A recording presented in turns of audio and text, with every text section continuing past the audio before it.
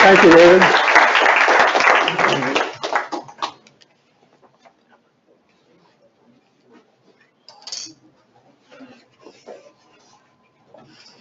I'm used to Florida weather because I spent 3 years up near Pensacola, actually just over the state line in a lovely little town, Foley, Alabama. If any of you have been up to Gulf Shores, Alabama, Foley's the gateway to Gulf Shores. And when I was in the Navy Civil Engineer Corps, I was doing air base construction in the Pensacola complex up there. And it rained a lot, but up there, you can almost set your clock, your watch by it. Rain starts at 3 o'clock every afternoon and ends at 5 o'clock. I mean, it's just very, very regular, but you sort of knew that that's what you were going to face. But it's a great pleasure to be here in Miami and at Florida International. I appreciated the invitation from David, who is a very special friend of mine in Austin. David, beside being a splendid student, was also the legend behind our Ferguson Laboratory golf tournament. And each year he would raise an awful lot of money so that the students could have a day of golf, barbecue, and beer for what, $10 or something like that? Yeah, so it was highly successful. So when he left, we really missed him. So today we're going to talk about the ABCDs of bridge building. And it's not going to be a highly technical talk, but it'll have, I think, a couple interesting concepts. And you might say, well, what are the ABCDs? Well, A is affordable, B is beautiful, C is constructible, and D is durable. And being from Texas, I wanted to start with a little Texas example. So this is a bridge that was on the Chisholm Trail. If you grew up in the United States, you would have heard a lot of Texas songs about the cowboys on the cattle drives that went up through Texas on the Chisholm Trail. And the hardest part on the Chisholm Trail, driving ahead of cattle, was crossing the Brazos River in Waco, Texas. So this is a suspension bridge that was built in 1870 across the Brazos River. 475-foot main span, toll bridge on the Chisholm Trail, and the toll was 5 cents for each head of cattle that you were going to drive. Now, a nickel for a head of cattle, even in those days, doesn't seem like very much until you realize that in the period that it was really active, 1870 to 1890, 10 million head of cattle were driven up that trail. An astounding number. So even at a nickel, the potential revenue was $500,000. The total cost was $135,000. So you can see that it was highly affordable, that the economics made sense. And on projects, to really have successful projects, you have to work out the economics. And it was called a beautiful bridge.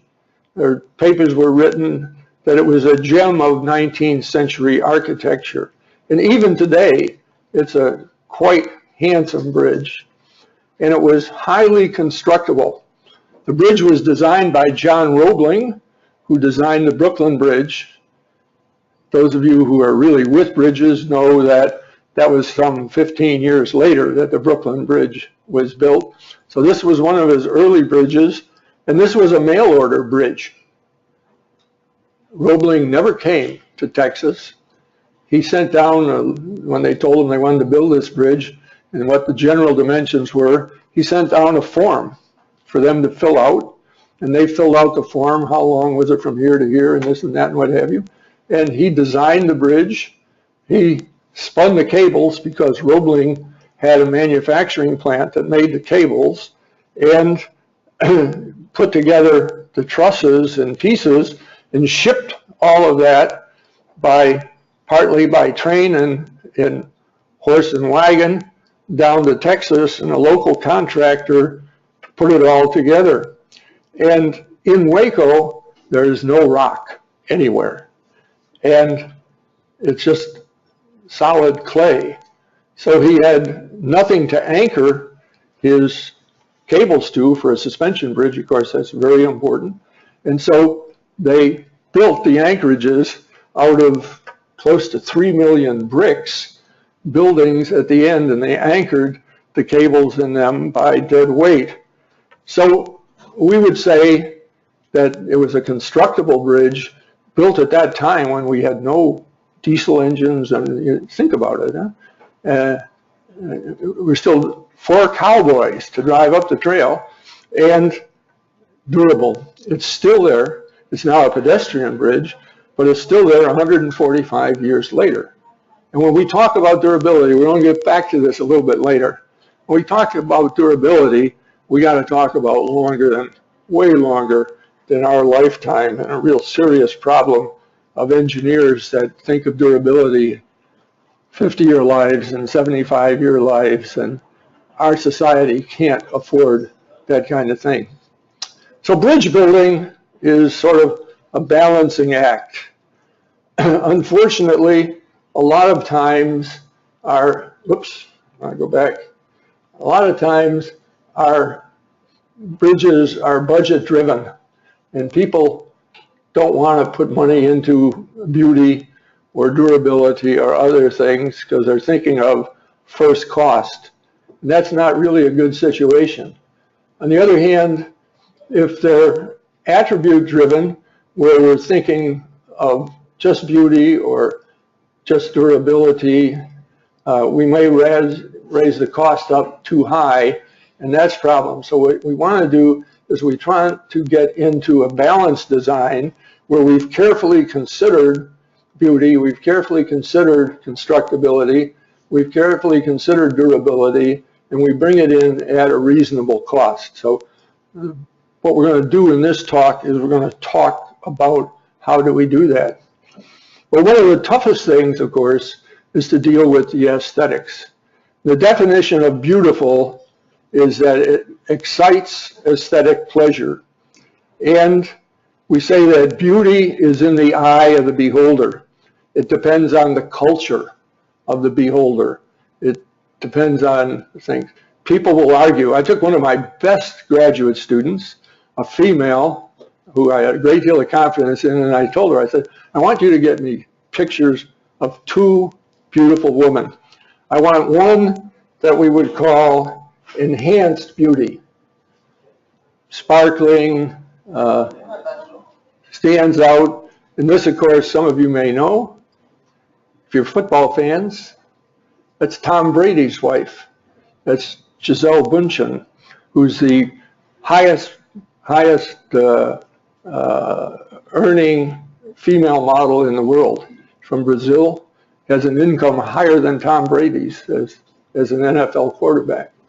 And a gal who was from Florida, was an All-American at the University of Florida as a defensive soccer player, one of the toughest defenders that's ever hit a soccer field, winner of 2 gold Olympic medals, and she also happens to be the wife of a former NFL quarterback. Sort of strange that you would have that thing in common, but we would say sort of a enhanced beauty and a natural beauty. And each one of us can make a judgment on what we think beauty is, and it will differ, and there's no single one answer that's always true. I've got a little case study. It's an interesting case study. It's from out in California. And I don't know, is it possible to kill the lights just in the front? See, somebody, you can see the slides better if we can. Oh, that's okay if people don't mind. But this is a very interesting situation. This is near the town of Redding, California, north of Sacramento. And this is the Sacramento River.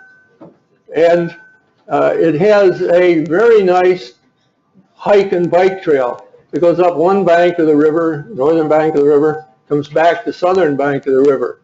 And it's got two bridges that were built on these. One of them, called the Stress Ribbon Bridge, built in 1990, done by a wonderful American engineer by the name of Charles Redfield, who's one of the most creative people in design of post-tensioned bridges, with a Czech engineer who's very famous for stress ribbon bridges, Juni Stansky. And it has a 418-foot span. It's a narrower bridge.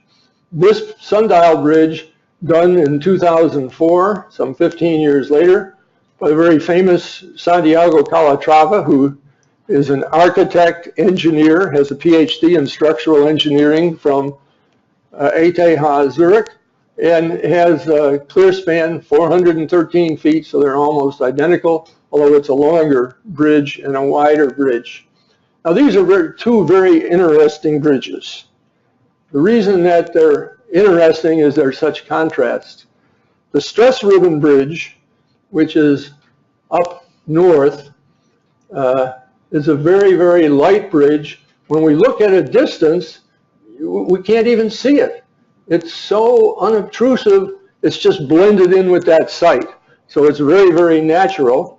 And you might say that it's a playful bridge. It's really suited to, sorry, hit the wrong button. It's really suited to joggers, bikers, cyclists, and it's what I would call simple, natural beauty. You see, sort of like our soccer player in the other slide. And highly constructible. It's made out of 40 precast segments, and 36 of those segments are identical. They're very, very simple. You can look at the outline. This is before they were launched. And to build it, they put in abutments on each side at each end of the bridge into rock and anchored them with rock bolts. And then they put post-tensioning cables across and slid the segments out on the cables, and then brought them together, grouted them, and post-tensioned them. So it's a very, very easy bridge to construct. They only had to have very light equipment. And the Stress Ribbon Bridge, it's hanging in a catenary shape, and it's highly efficient. Now you might wonder, well, does this really work? Well, here you see runners just deliberately loading that bridge. You've got runners from one end to the other, and then just to show how good it was, you now have vehicles from one end to the other. And with all this load on the bridge, the midspan deflection was only 2 inches, which is span over 2,500. So that bridge is efficient, and it clearly works. And in its setting, it's a very attractive bridge. Downstream is the Sundial Bridge of Calatrava. And the Sundial Bridge is truly an architectural landmark. It actually works as a sundial. If you can't afford a watch, you don't have an iPhone, you can tell time from it. And it's the centerpiece for a park museum. And when people talk about it and write about it, they use words like bold, visionary, stunning, complex, rocks and rolls, sculpt, shadow, and light. I mean, it is a piece of architectural and history. You might say that it's a landmark, and it's what we call a landmark bridge. Walking across it is like walking through a sculpture. And at night, the deck are glass panels, and it's just absolutely stunning when it's lit up at night, although very few people ever use it, and very few people ever see it at night, but it certainly is very, very stunning the bridge itself was difficult to build because to build it, you had to build this pylon, and the pylon had to support its own weight, and it's 217 foot high, and you have to string about a mile of cable, and the bending moment here for the pylon is huge. So you have a tremendous amount of steel. And the architect, Calatrava, who's a genius in some respects, was proud of the fact that the pylon and bridge together were made of 10,000 pieces of steel, and only 5 of those 10,000 were identical. So it's the exact opposite of that pre-stressed bridge. So in terms of constructability, it's absolutely crazy that you have to keep track of 10,000 pieces. It's like buying a box, a jigsaw puzzle with 10,000 pieces and working it all out. Where does each piece go? And you'll see that this is reflected in the funding. That the city had the crossing, they already had the experience with the stress ribbon bridge, and so the city set aside around 1990 $3 million basically as what they would have as the budget on the bridge. And they let a design contract, which they amended in 1996, to go to Calatrava. And Calatrava sent a letter, which I've seen, saying that this bridge could be built for $3 million. In other words, the bridge could easily be built within the budget that the city had. And then as he got in to details a little bit more, in 1997 he now said, well, maybe the cost would be $5 million.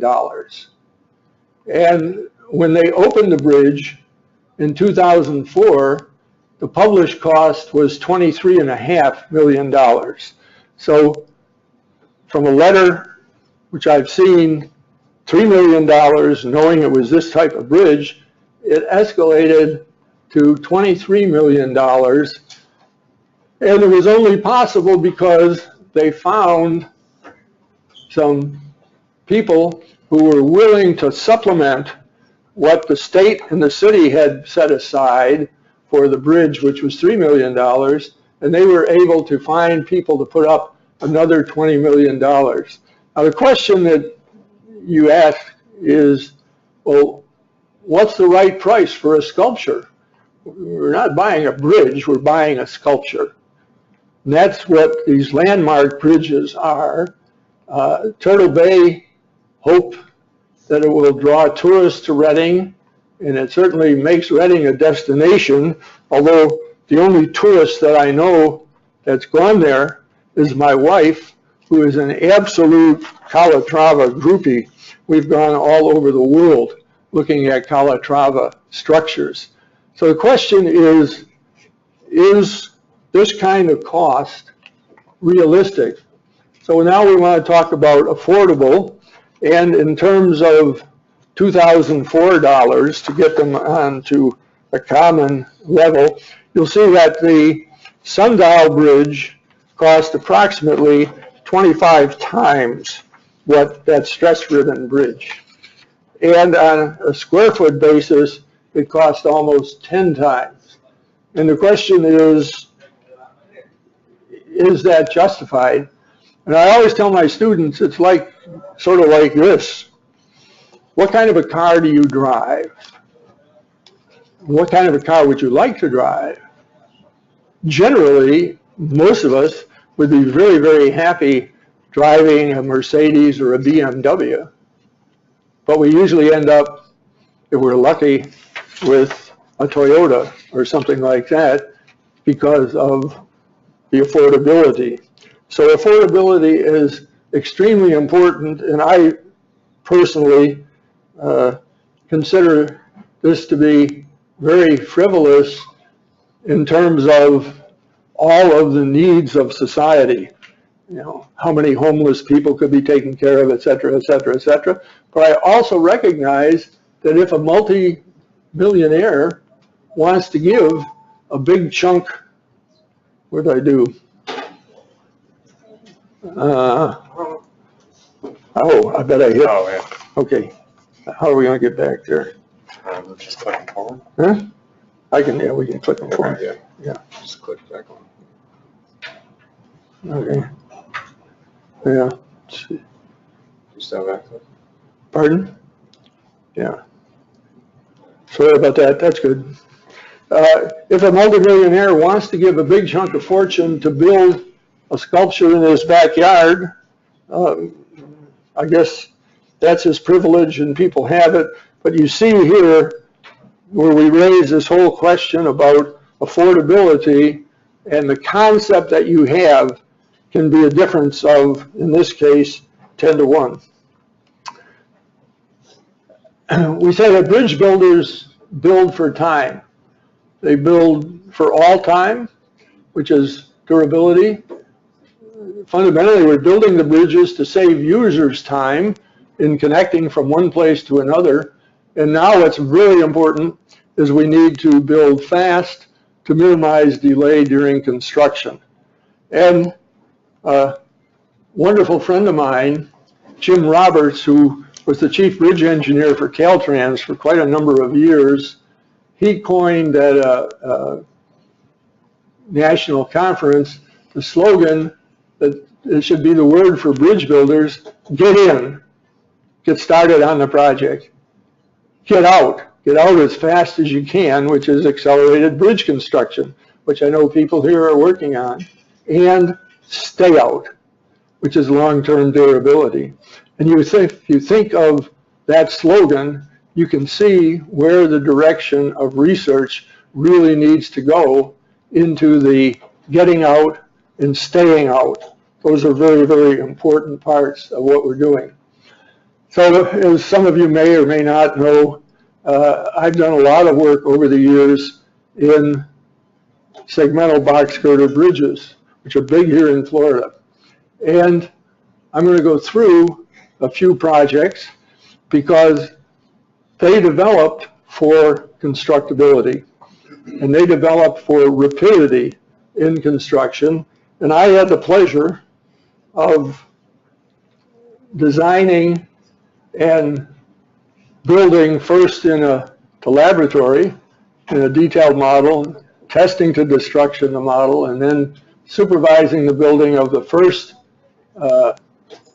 precast segmental box girder bridge in the United States, which is now 44 years old and has had absolutely no durability problems, which is very, very important. When we built that, the total annual construction in segmental box girders in the United States was $2 million. That was it, the only one. And now, the last estimate for last year, the industry is $5 billion. So that's an industry that big bridges, small bridges, all over the country, it was rapidly growing, and it was rapidly growing because it fulfilled a purpose. When we were building that bridge, starting out, one that had never been built in the United States, the largest contractor in the state of Texas went to the chairman of the Texas Highway Commission and said, these crazy guys at the University of Texas are going to get you into real trouble. Nobody ever heard of building a bridge in such a crazy manner as cantilevering out from something. And the chairman of the Highway Commission called me into his office and he said, Breen, do you know what you're doing? And I said, well, I certainly think I do. I think it's going to work. And he said, well, Mr. Zachary Construction, he thinks that you're crazy. And I said, well, after all, Mr. Zachary is an Aggie. He was from Texas A&M. So we never got together between Texas and Texas A&M, still haven't, and we went ahead. But there's an important thing here in whatever you're doing, an important lesson. Any new innovation threatens someone. someone is making money doing something else, and you bring in an innovation, whether it's a company manufacturing a product or a contractor who's got equipment, that innovation is threatening his way of doing business and potentially going to cost him money. And so you have a lot of difficulty introducing new ideas. So you have to introduce them carefully and be very sure of what you're doing and be very strong behind them. Now, segmental bridge construction was made possible by three basic ideas, innovations. The first one by Eugene Fresnay, post-tensioning. Post-tensioning is much more prevalent in bridges in Europe and throughout the world than in the United States. And frankly, many of our engineers, even engineers who've taken a pre-stressed concrete course, everything has been about pre-tensioning, and they're very uncomfortable. So I have to do some re-education a lot of times on my graduate students to make them comfortable with post-tensioning. But post-tensioning is wonderful, as we're going to see a little bit later. Then the other two ideas were introduced by Fresnay's disciple, a man who worked with him for years and carried on his tradition, and that was Jean Mueller.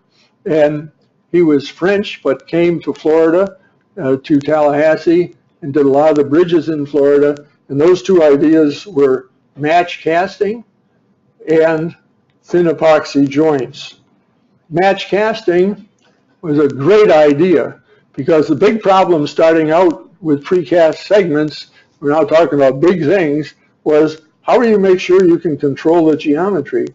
And match casting, in which every segment that's cast serves as a form for the next segment to be cast, no matter how screwed up the surface is, when you cast the next one using this one as a form, they match perfectly.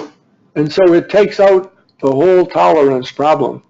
And you may not understand that as you sit there, but you think about that for a while. And that idea, which is a very simple idea, was a genius idea because people had built segmental bridges in England and France and all around, and they couldn't get the geometry control right because if you'd be off just 1/16 of an inch on a measurement, it would build up and you may have the span, you might be 3, 4, 5 inches off when they were all put together. So this was one very, very important idea, simple idea that came from John Mueller. The second one was to use epoxy coating the faces of the joint and then post-tension them. This waterproofs the joints for durability, so it was very difficult for moisture to get in the bridge from the decks. And during mating, when those were being put together, it lubricates the surfaces and makes it much easier to mate. If you've had much experience in Florida, you know that Florida departed from the rest of the world, or certainly the United States, in that Florida built almost all of its segmental bridges with dry joints. And the rest of us used epoxy joints. And whether that's the factor or not the factor, most of the corrosion problems, not all, but most of the corrosion problems that have plagued the industry occurred in Florida, where we didn't have the epoxy joints. And the AASHTO specification sets up different values because there's a lot of reasons to use that epoxy joint. Well, those segments are built in plant conditions, and you can be building them while you're working on the foundations of the bridge, and then you're going to move them out. So it's a construction method. It can even be done, this is casting segments for a bridge in Vail Pass, Colorado, where you have horrid winters. So they can be done inside a building in insulated conditions, so you can cast all winter and then erect in the next summer. It's very, very high quality materials and very fast construction. So some projects, as we'll see, have hit 3 spans a week with an erection truss and some of those right here in Florida. And the other big thing is you can construct in balanced cantilever or with overhead trusses from above so that you don't disrupt traffic, or if you're in environmentally sensitive areas, you can go right over them. These bridges generally have very nice aesthetics and reduced maintenance. And surveys have been done showing that the maintenance is quite a bit low. It's not a new system. This is New Orleans. If you go north out of New Orleans on Lake Pontchartrain Causeway going across Lake Pontchartrain, that's a long drive. Notice that bridge is about 24 miles long, and they use 2,200 identical 56-foot spans for the bridge, and that bridge was completed, including the substructures, in 19 months, 4 months ahead of schedule, and came through Hurricane Katrina wonderfully. So there's a bridge opened in '56, so that bridge is 60 years old. The piles were segmental precast units that were put together, stacked together, and post-tensioned, and then driven down into the mud and muck. And I'm having trouble with this little controller, but the decks, units, an entire span was cast and then moved out and dropped into place. And if you think about that whole thing in about 14 miles, in 14 months, 24-mile bridge, very, very good construction time. Here in Florida, we saw a wonderful construction down in the Keys. A couple of these bridges have had some durability problems. This is 7 Mile, which the 135-foot spans were placed at an average rate of 4 per week. So you have 540 feet of that bridge coming along each week, and that includes the substructure as well as the superstructure. So very, very rapid. I had the pleasure of being the chair of the independent design board for the Storebaelt West Bridge in Denmark, a 10-mile bridge connecting East and West Denmark, and 370-foot long cantilever spans, post-tension box segments. They were constructed 5 segments each. Here you see the segments on the casting yard, and then they were picked up by what at the time the Swan was the strongest floating crane in the world. So here's a 7,000-ton capacity crane picking up about 500 foot of the bridge and taking it out and dropping it on the pier in place. So the piers themselves were 2,600 tons, and they were precast on the short, delivered by the crane, the Swan.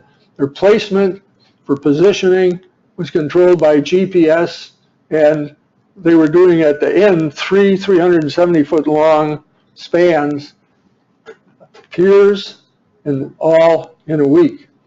This is the longest bridge over ice-filled waters. The Confederation Bridge, which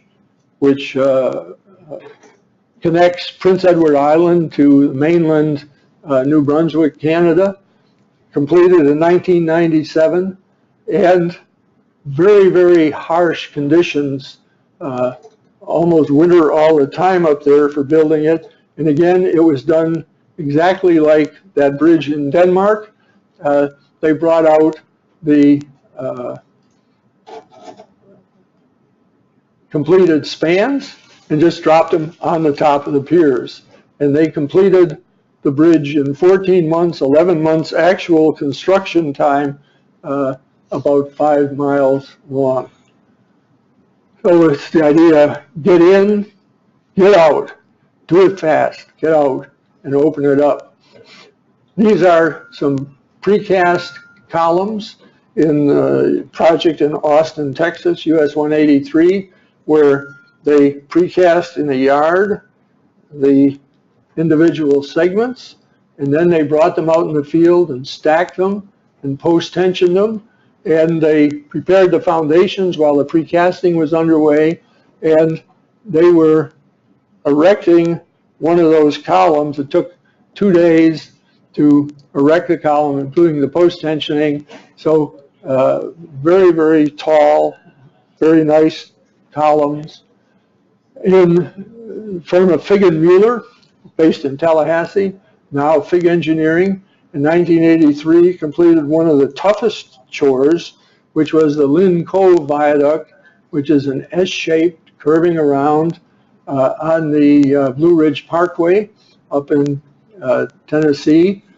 Progressive placement, where they erected everything out and dropped it down, and they only had to bring in small construction equipment to put in the piers. Everything else was from above, so they could put it in through this beautiful forest and did the construction even during the winter. Very, very nice.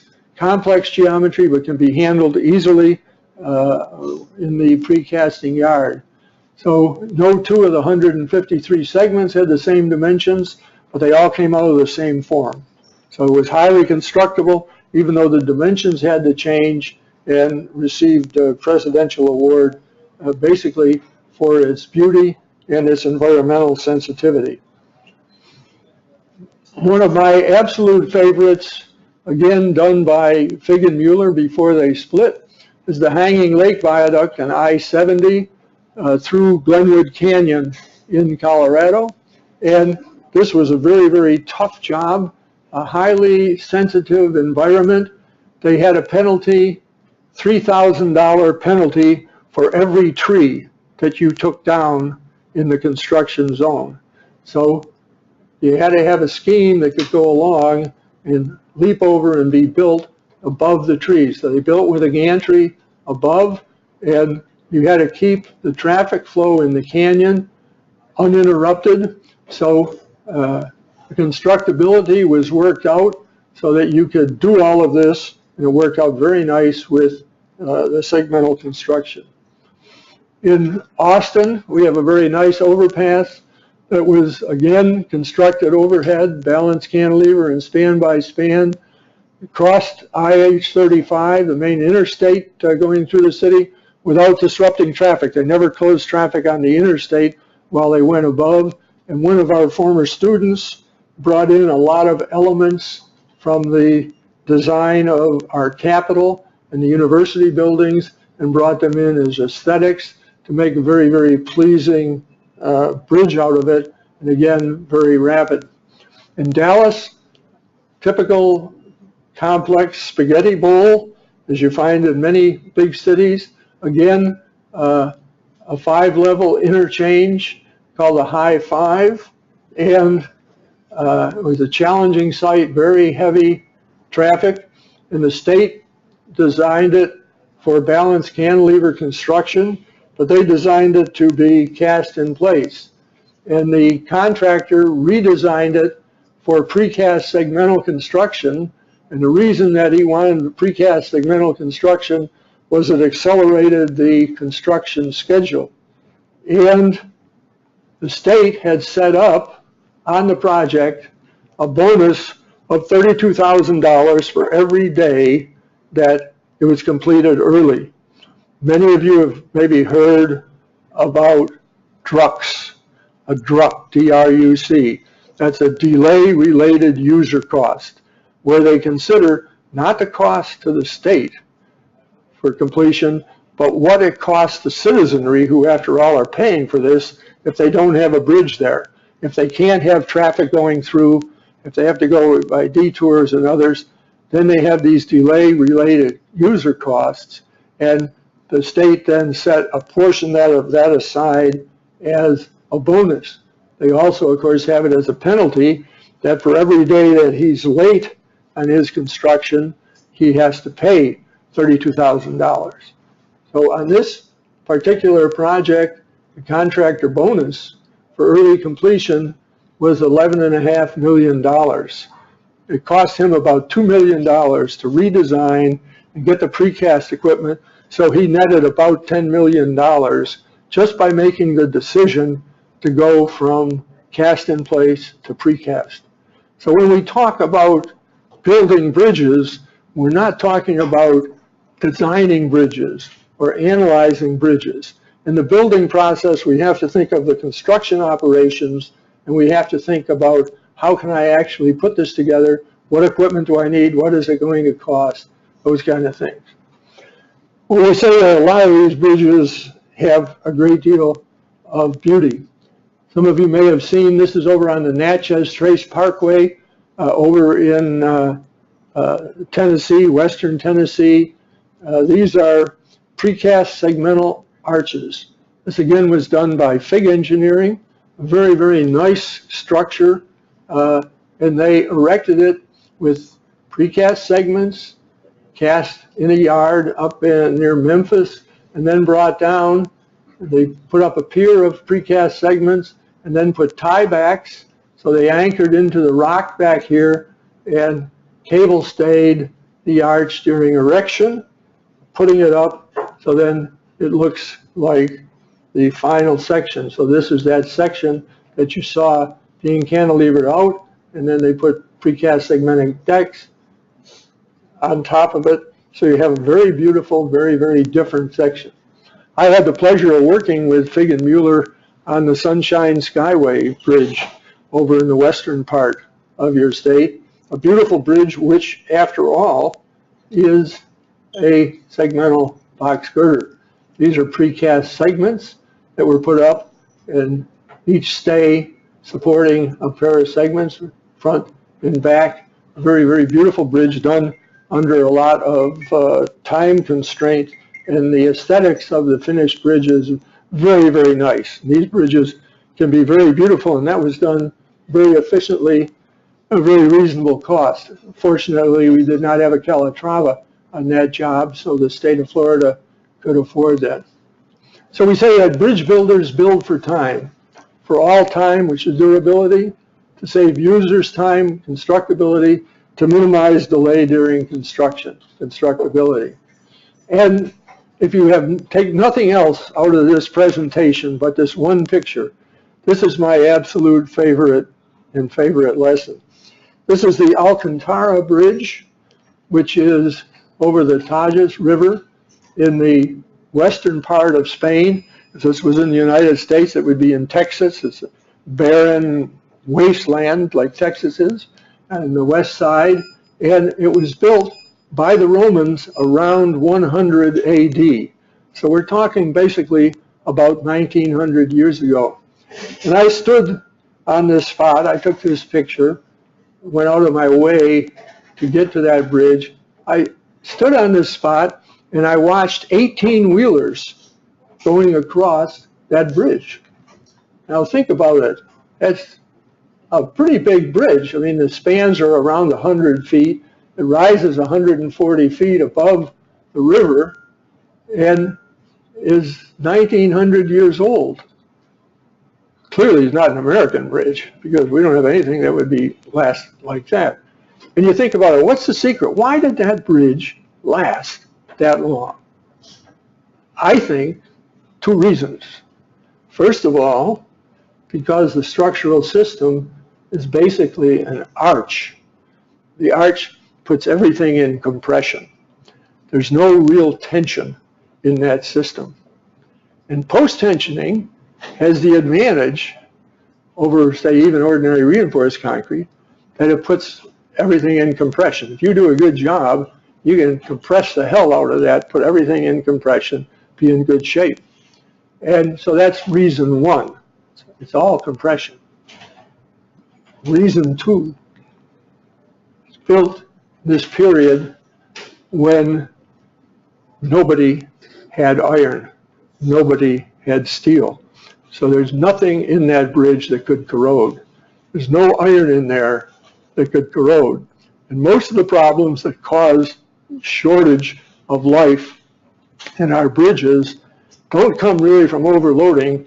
They come from corrosion-induced stresses, the expansion of the ferrous material, producing more cracking, allowing water to get in, accelerating it, and durability catches up with us.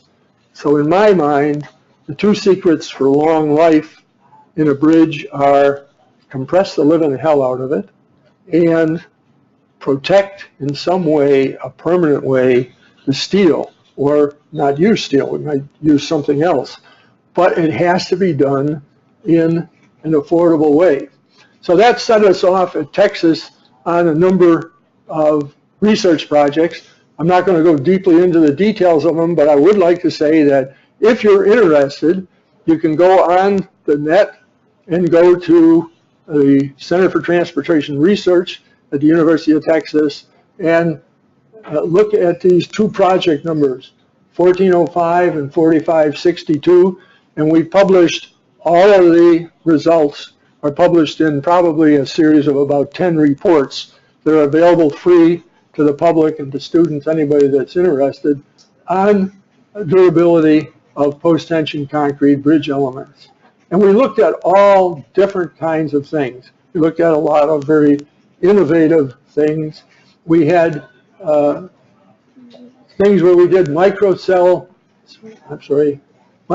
specimens, where we looked at dry joints and epoxy joints, control conditions with salt baths, columns that were cast. We put salt water down here so they were ponding, and we looked at what happened with the connections there. We looked at post-tension beams, which were loaded, were cracked, and were ponded and went through cyclic ponding. We did all kinds of things like that in a controlled laboratory environment to look at durability. And in the recent series, the most recent series now just completed last year, we looked not only at conventional reinforcement, which we've used for a long time, the 7-wire strand, but hot dip galvanized strand, stainless clad strand, where ordinary strand is put through a process to put a layer of stainless steel on the outside, copper cladding, same kind of thing, epoxy coated, and stainless strand. So we did comparable specimens with all of those kind of systems. We used several different kinds of plastic ducts. We used galvanized ducts. We used different couplers for the ducts. We really tried to look at modern things. So we looked at also electrically isolated systems. System originated in Switzerland. We were very, very excited about it. And we put all of these in the same kinds of specimens. We put them in a monthly ponding cycle. The specimens are post-tension. They were deliberately cracked. And then we went through a monthly cycle where we had salt water in place for a week and then took it out and had them exposed to air for the balance of the month, went through that and basically carried that out for 6 years. Then we did autopsies, we opened them up, and what did we find? Well, here's galvanized duct. Oops, damn it. Here's galvanized duct. Not exactly what you want to see. 6 years of life with saltwater solution having gotten in, not only eaten away the galvanizing, but eaten right through the duct. So we had all kinds. This would be minor damage to a duct, where you could just shove your hand through it. Here's the duct getting hard to find where there was a duct. So in Texas, we've dropped galvanized duct. We've gone completely to plastic duct. And the plastic duct worked quite well, except for 2 problems. One is where you had the attachment of the grout vents with some problems with the seals there. And but at 6 years, the duct is in great shape and basically still a barrier. And then there were some problems with the couplers where we found some evidence that in one particular kind that used a heat shrink coupler, we could see evidence that over a period of time it had allowed ingress of moisture, and so we need further work on couplers. The strand came through quite well, although the conventional had a good deal of corrosion and pitting. We sort of expected that. The hot dip galvanized did not work near as well. The copper clad worked pretty well. The stainless was fine, but as we'll see, stainless is very expensive, and we found that the stainless clad worked just as well as the stainless. And there was no corrosion whatsoever in any of the stainless strand. Now, to put this into perspective, large lesson, we'll go through it a little bit slow for you. Here's a bridge. This is an actual segmental bridge built recently in Texas over the intercoastal waterway, same intercoastal waterway that flops around down here in the Miami area. And we got the construction cost of that bridge. We got the information on all the post-tensioning quantities. We got the costs. What would it cost for galvanized duct? What would it cost for plastic duct? What would it cost for an EIT system, electrically isolated system? What would it cost for ordinary strand? What would it cost for copper clad strand? What would it cost for stainless clad? We got all that information and put together, and then did re-estimates of the cost of that bridge using all of those different systems. So this is a complicated slide. This is showing here the percentage increase in cost, the percentage increase in cost of the overall bridge, the whole job, what it would change if you made some change. If you used, for instance, stainless steel strand in place of conventional strand. And then you would find that, okay, if I made that change, it would increase the cost of the whole project 7%. Because stainless steel is very expensive. Now actually 7% is not a very high. If we come over here, the different bars coming this way, this row is all conventional galvanized duct. This is conventional galvanized duct plus galvanized anchorages. This is plastic duct with non-galvanized anchorages. Go back. Plastic duct with galvanized anchorages going back that way, and then finally the electrically encapsulated system. Now you notice that the electrically encapsulated system, even with conventional strand, raises the cost of the bridge only about 1.25% to 1.5%. And that's not big. However, we found that the electrically encapsulated system wasn't really worth it. It didn't really work that well. All of these things are small changes for the owner. But the problem is that these decisions are often made by the designer, by some engineer who's used to calculating numbers out to 4 significant figures, and he thinks that a 1% cost, first of all, he doesn't know it's a 1% cost. He knows what the cost is of a plain strand and a stainless strand, and he says, well, that's too much. He hasn't calculated what would be the percentage cost change of the bridge, and that, for God's sake, is what we're interested in. How much does it change the bridge? Not how much does it change the strand cost. So if you look at, for instance, the one I like, which is the stainless clad in a plastic duct system, it's only changing the cost of the bridge something like 2.25% to 2.5%.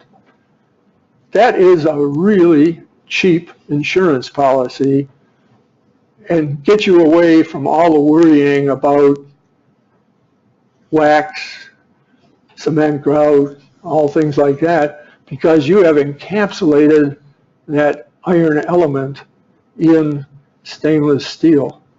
And we ran a lot of tests, test tube kind tests with that stainless clad strand, all the different strands, and we found that you had an almost infinite life out of that.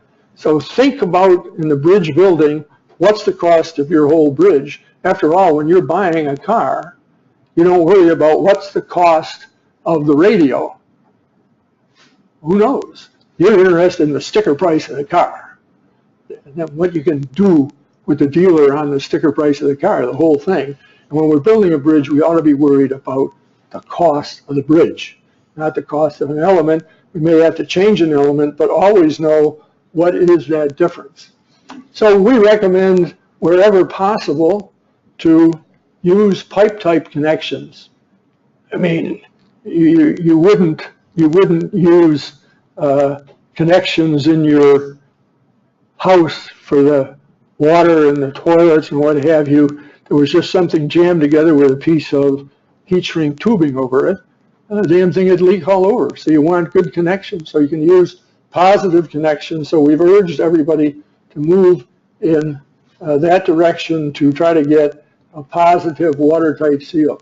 There's wonderful design recommendations which are out in the PTI standards and the FIB standards to bring us way up on quality control and making better bridges. So we can achieve a lot of balance by using our head and looking at the durability. And I'm going to go through and show you finally one further example that is really an eye-opener. This is I-35W in Minneapolis. A steel truss bridge collapsed in the heart of Minneapolis. A lot of you saw this several years ago, and time was of the essence. And Minnesota set a $200,000 a day bonus or penalty on the replacement of that bridge that had collapsed. And they moved very fast. The bridge collapse occurred on the 1st of August. And by the 4th of August, they issued a request for qualifications of design build firms. And by the 8th of August, they shortlisted the teams.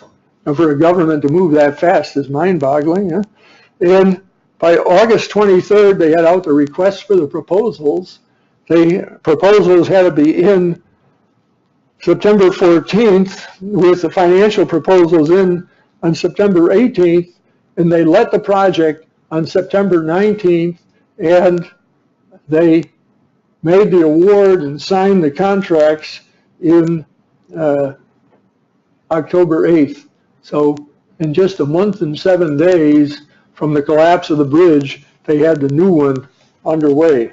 And the consortium that won it, a wonderful contractor, Flatiron, and Fig Engineering for design, were very, very clever. They wanted something that was simple, elegant, and fast.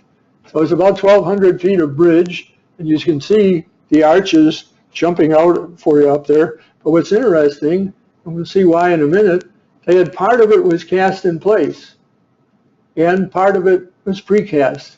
And it had to do with the land that was available.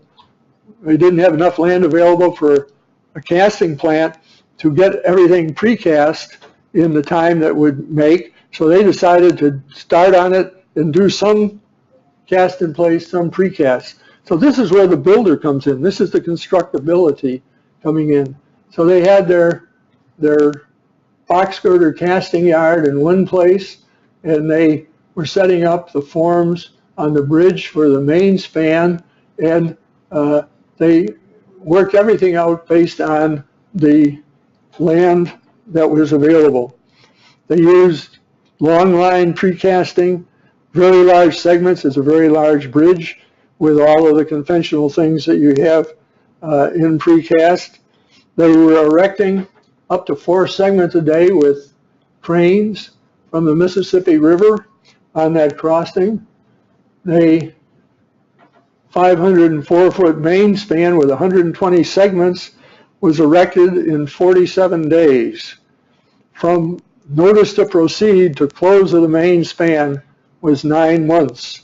So you can see in terms of time that it really went. So from days from notice to proceed till they had, let's say the piers in was 100 days. So they had the cast in place spans 170 days till the precast erection took place then in this period. The erection completed. They had the grand opening, 339 days. It was completed in 11 months, over 3 months ahead, and so the contractor received an $18 million bonus for being able to do that fast. So time can mean money, and you get that shortage of time by carefully going through and making it constructible, and that's why it's very important. If you get the opportunity, if you want to go into bridge work, you need to get some construction experience. I was very, very fortunate that right when I graduated a bachelor's degree, I spent the next 3 years in construction. And so I knew how to operate a bulldozer, I knew how to drive a crane, all these kind of things I knew. So right from the early days, I understood and was interested in the construction. So I always urge young engineers, try to get some construction experience. This is a very beautiful bridge. It's a landmark bridge, but much more importantly, not like Calatrava's, it's one that was highly affordable, economically very, very feasible, and carries out a great vision of aesthetics. It's within budget. So I would call a beautiful bridge. It's a very, very handsome bridge. It was done with great construction, and we think they used a lot of things, high performance concrete, other things. Hopefully it will be very durable. Now, the last slide I'm going to show you illustrates something that's very important. This is the Pont de Breton over the Seine, downriver from Paris. And it's a very, very handsome cable stay bridge. In many respects, this was the forerunner of the Sunshine Skyway over in St. Petersburg. It was designed by Jean Mueller, and it's very, very handsome. You'll notice that picture is very beautiful at night because it's enhanced by the lighting. And just like our beautiful lady that married Tom Brady is enhanced by the proper use of cosmetics, it's made her a fortune. This is enhanced by the proper use of bridge cosmetics, which can be lighting. Lighting can do a wonderful job for a bridge. Now that slide's been up there for a minute or a minute and a half, and probably most of you have really looked at the bridge and not looked so much down here. What's this? This is an ugly, ugly chemical plant on the bank over there, spewing out gases, what have you. It's awful to look at. And what does it show? Whoops. What does it show? That a handsome bridge can enhance the neighborhood. It can be a thing of beauty that draws the eye away from ugliness. And so when we talk about all of these things in every bridge, even if it's a small bridge, we want to make it as beautiful as possible so that it will be something positive for the neighborhood. Anyway, that's the story that I had to tell. I told it. I hope that you enjoyed it, and I'll certainly be happy to take any questions. You might click the lights on back there. All right, so let's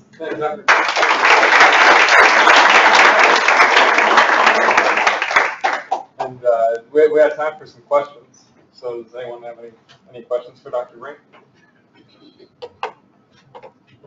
Come on, no questions? Don't feel embarrassed. All right, so I guess I'll start. So what, segmental construction came about, you brought it about in the 70s. Do you see any technologies that will be kind of this generation's segmental construction? Oh, I think that we're going to see in your generation a lot of other materials. We're going to be moving towards lighter materials, and concrete inherently is a heavy material. And what's important is to have materials that will have good vibration characteristics, because the the bulk of concrete keeps the bridges pretty stiff and away from the problems that the steel has had. Steel, which I've done, my first work was as a designer of steel bridges, so I'm not inimical to steel bridges, but steel bridges are so light that they've had big deck problems. And I think that most of the deck problems from the steel bridges have come from all the movement of the steel bridges with vibrations and other things that cause racking and put a lot of stress on the decks. And I think that as we go to lighter materials, we'll have to have a better deck system that won't have that durability problem that the concrete decks have had on the steel bridges. But I think there's a lot of opportunities, and I think the forum, people are working with blended systems, which are not so new. Brooklyn Bridge, if you look at the Brooklyn Bridge, people say the Brooklyn Bridge is a suspension bridge. The Brooklyn Bridge isn't a suspension bridge. It's a combination of a suspension bridge and cable stayed bridge. The Brooklyn Bridge has like 100 cable stays on it that Roebling wanted to stiffen the suspension span. So we're going to see in the long span market much more use of these combined systems. And one of the problems is we all get locked into pictures and talks, and we think we can have suspension bridges or we can have cable stayed bridges. Why can't we have a hybrid bridge? So I think that we're going to see, because now the analysis is available. In the early days when people were building suspension bridges, it was hard as hell to analyze a suspension bridge, and to analyze a suspension bridge with cable stays was just about impossible with hand analysis. Now we got the analysis tools to analyze anything, and so we're going to see more combined systems. I think you'll see a lot more of that as you go to the future. And I'm sure we'll build more ugly bridges, because we have a tradition in the United States of building ugly bridges. Somebody had a question over here. So I saw a hand waved over there by the wall. No? Do you have any questions? Come on, don't be afraid. You can ask anything. No question is a dumb question. Only the answers are dumb. So how about, I guess, are y'all, do we have any, a question in the back? There we go. Dr. Breen, it was a great presentation. I enjoyed it. I have a question. As time is progressing, the United States is facing the problems with more infrastructure as bridges and roads presenting problems in serviceability. What would you suggest is the best implementation to try to fix this type of problem? Well, the first thing that we've got to go do is we have to get our priorities right and decide that spending $1 trillion to solve the age-old problem between the Sunnis and the Shiites doesn't make a hell of a lot of sense. All we've done is made the problem worse. And if we had half that $1 trillion and spent it on infrastructure in the United States, we could move somewhere. We've provided, through NATO, we've provided the defense protection for Europe. And Europe has been able to have very low defense costs, and they've used the money, in my estimation, quite widely in putting in really very good infrastructure systems. You go to Europe and ride on the fast trains, or Japan and the fast trains. We've done the same thing with Japan. And if you don't have a defense budget to worry about, then you as a politician can put money into those programs. And for the United States, as long as we have the hobby, which is a debatable topic, I don't want to get into the politics, but we have the hobby of trying to defend the world, and the money that it takes to try to defend the world, not too successfully, we don't have the money to put in, and that's what it takes. I think we could solve the infrastructure problem if we could have a sustained budget, you know, of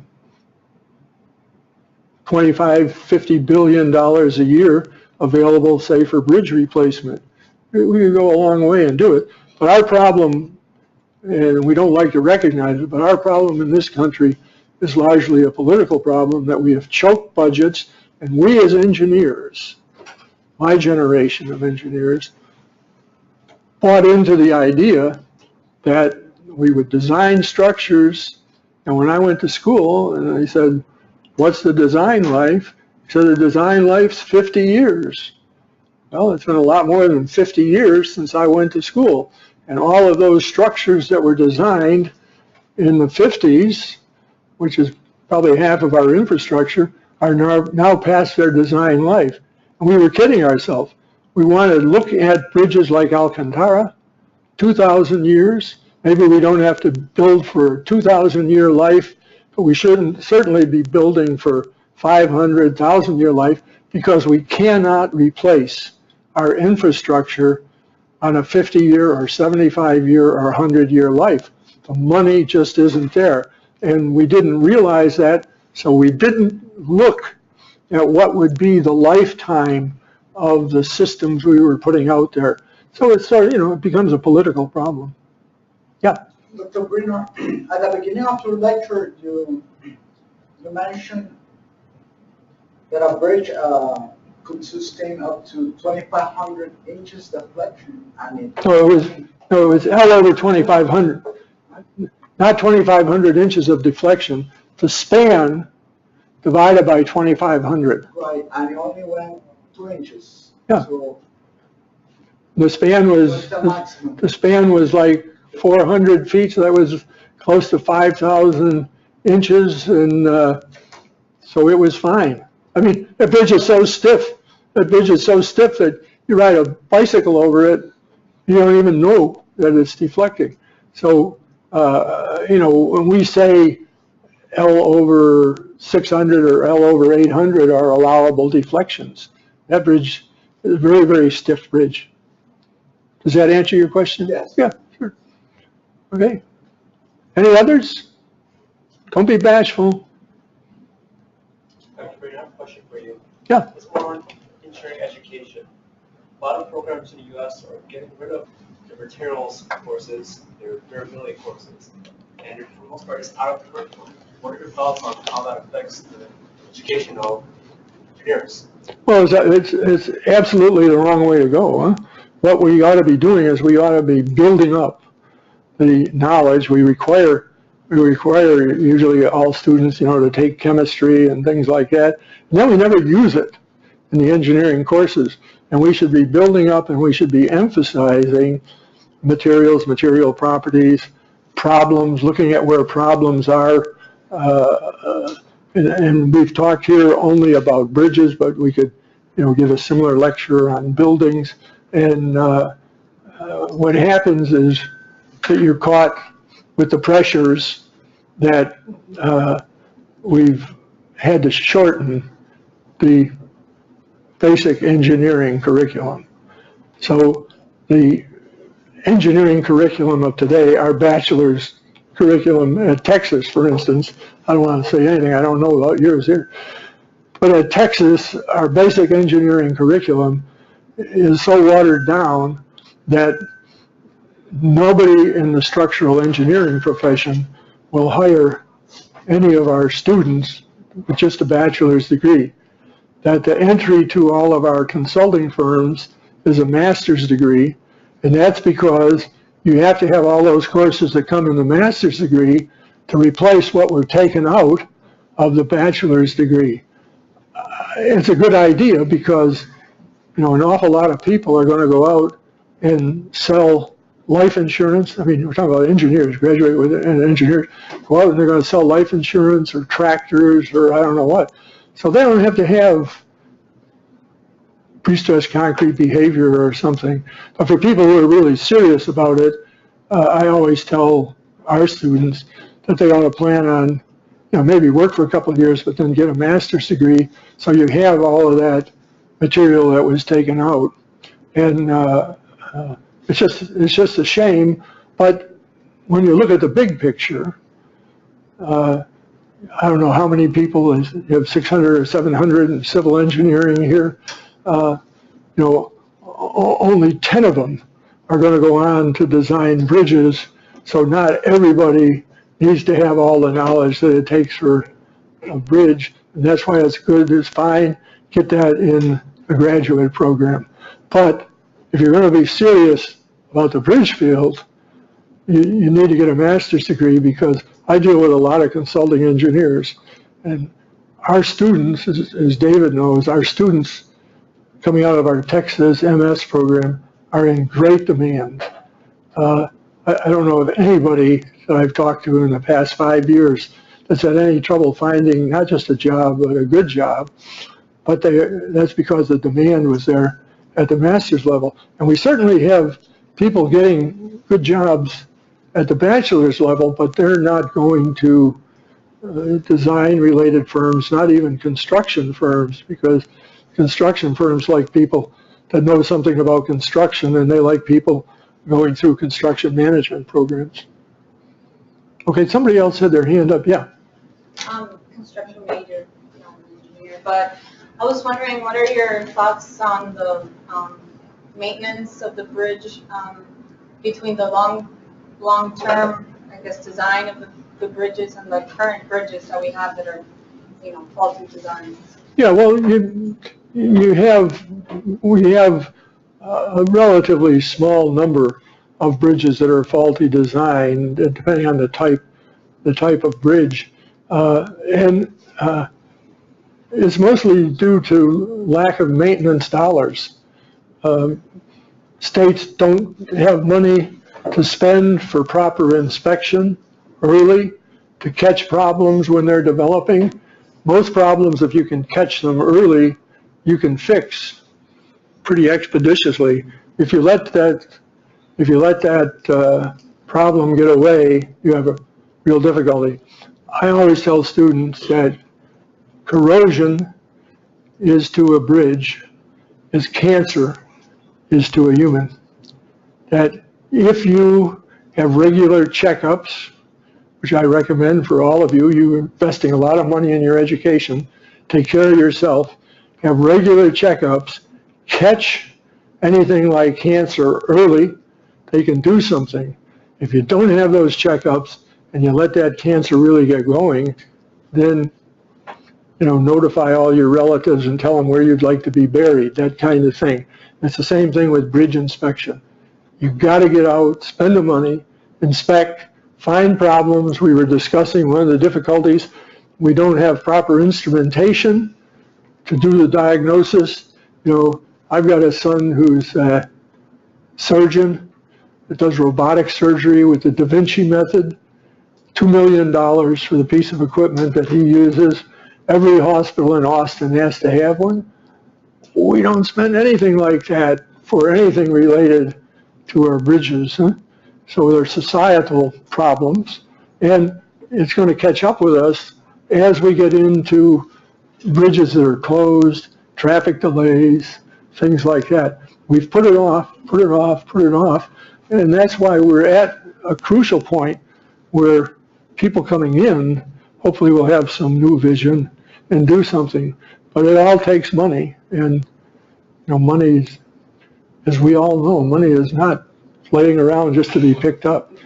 I don't know how many of you bought lottery tickets, but I assume nobody in the room won on the $1.3 billion lottery. Okay. All right, any other questions? Okay, great to be here. I thank David for the invitation and wish you all luck in the future.